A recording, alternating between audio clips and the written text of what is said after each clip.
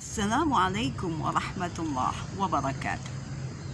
Bismillahirrahmanirrahim. Ikhwah fillah. Allah Subhanahu wa taala berfirman dalam surat At-Taubah ayat 125 membicarakan tentang orang-orang munafik yang memiliki penyakit di hatinya. Pada ayat ini Allah mengatakan fi qulubihim marad. Di dalam hati mereka terdapat penyakit, yaitu terdapat selaput atau lendir yang menutupi hati mereka.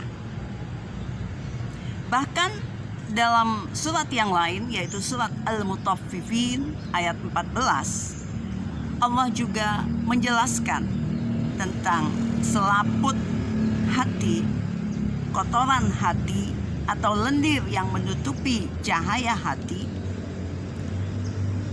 yang disebut dengan ran.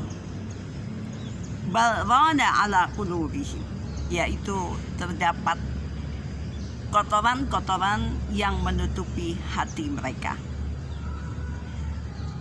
Bagi seorang mukmin, apabila dia melakukan sebuah dosa atau kesalahan, maka terdapat titik-titik hitam di hatinya. Apabila dia bertaubat, beristighfar, maka titik-titik hitam itu bisa menghilang dan hatinya kembali bersinar, kembali bercahaya. Namun jika ran atau selaput kotoran, selaput dosa yang menutupi hati, menurut para mufassir, yang dimaksud hati di sini adalah jiwa.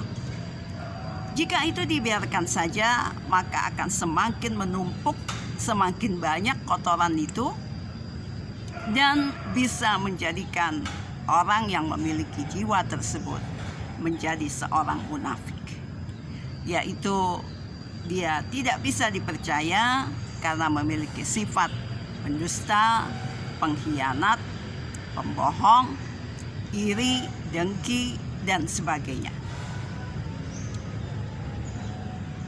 Kemudian, bagaimana caranya agar supaya kita bisa membersihkan ron yang ada di hati ini? Apabila seseorang memiliki titik-titik hitam atau selaput lendir yang ada pada hatinya atau jiwanya, para mufassirin, para ulama telah membahas, menjelaskan, yaitu cara-cara agar kita bisa membersihkan hati sehingga terhindar dari ron tadi. Yaitu yang pertama adalah dengan sholat. Sholat bisa membersihkan jiwa. Jadi jika seseorang yang sudah sholat tapi hatinya masih kotor, berarti sholatnya perlu dipertanyakan. Sholat yang memberikan efek yang besar pada jiwa seseorang apabila dilakukan dengan khusyuk tentunya. Dan pada video sebelumnya sudah pernah kita bahas khusyuk dalam sholat.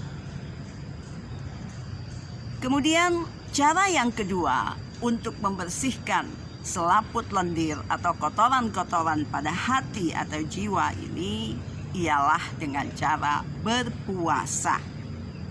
Puasa adalah cara ampuh untuk menekan nafsu perut dan nafsu faraj, yaitu nafsu di bawah perut. Dengan cara berpuasa, seseorang bisa mengendalikan hawa nafsunya dengan baik. Dan tentu saja, jika dia bisa mengendalikan hawa nafsunya itu, maka insya Allah dia terhindar dari kotoran-kotoran hati atau jiwa tadi. Cara yang ketiga ialah dengan berzakat.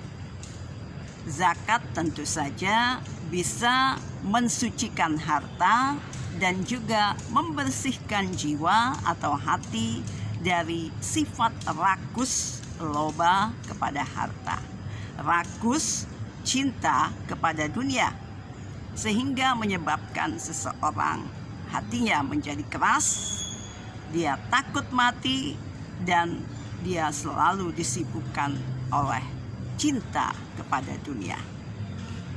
3 cara itulah yang bisa kita lakukan untuk menghindari kotoran-kotoran hati agar kita tidak terperangkap ke dalam sifat munafik, yaitu sifat yang sangat berbahaya.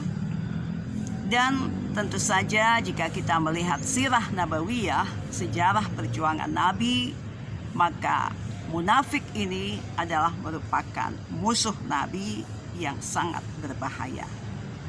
Semoga kita bisa membersihkan hati dan jiwa ini dengan cara-cara yang telah ditunjukkan oleh Allah dan Rasul sallallahu alaihi wasallam. Wassalamualaikum warahmatullahi wabarakatuh.